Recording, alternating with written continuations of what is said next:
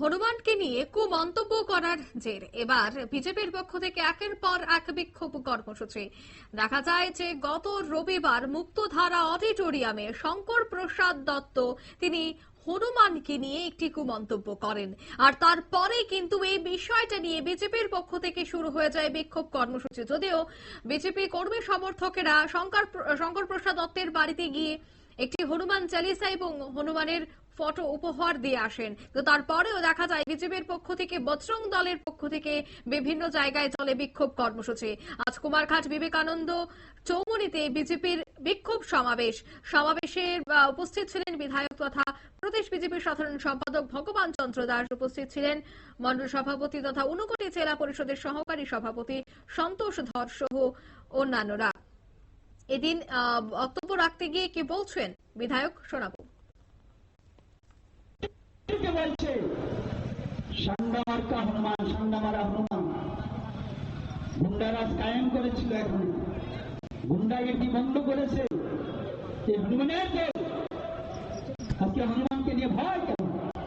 রামকে নিয়ে ভয়, মা শ্রীকৃষ্ণকে নিয়ে ভয়, ভগবান শ্রীকৃষ্ণকে নিয়ে ভয়, ভগবান শ্রী রামচন্দ্রকে নিয়ে ভয়। সান্ডামারা গোলাম ভগবান শ্রী রামচন্দ্রকে অপমান করেছে, বলছে রামচন্দ্র মাতা। ভগবান শ্রীকৃষ্ণকে নিয়ে কটূক্তি করেছে, বিরূপ মন্তব্য করেছে। তারা বিরূপ মন্তব্য করেছে। স্বামী বিবেকানন্দ কি বলেছে? হিন্দুর দালাল ভগিনী নিবেদিতার সঙ্গে অবৈধ সম্পর্ক ছিল। রবীন্দ্রনাথ ঠাকুরকে বলেছে বুর্জুয়া কবি। কত বলব, একে একে সমস্ত মহাপুরুষকে অপমান করেছে।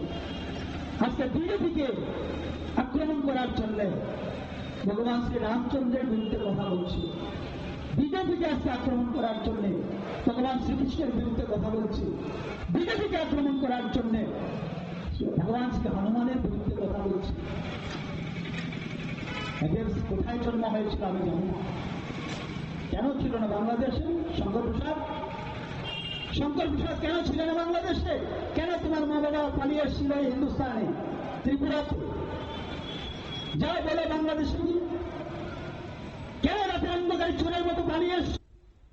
আমরা শুনলেন বিধায়ক ভগবান চন্দ্র দাসের বক্তব্য। তিনি এই বিক্ষোভ সমাবেশ থেকে কিন্তু বামেদের বিঁধলেন এবং ধর্মকে নিয়ে যেভাবে দেখা যায় প্রতিনিয়ত বামেরা বিভিন্ন বিষয়ে সংবাদ শিরোনামে বা কটাক্ষে উঠে আসে, সেই বিষয়গুলিও কিন্তু আজকের এই অনুষ্ঠান থেকে, আজকের এই বিক্ষোভ কর্মসূচি থেকে তুলে ধরলেন বিধায়ক ভগবান চন্দ্র দাস। নিয়ে নিচ্ছে ছোট্ট একটি বিজ্ঞাপন বিরতি, সঙ্গে থাকুন।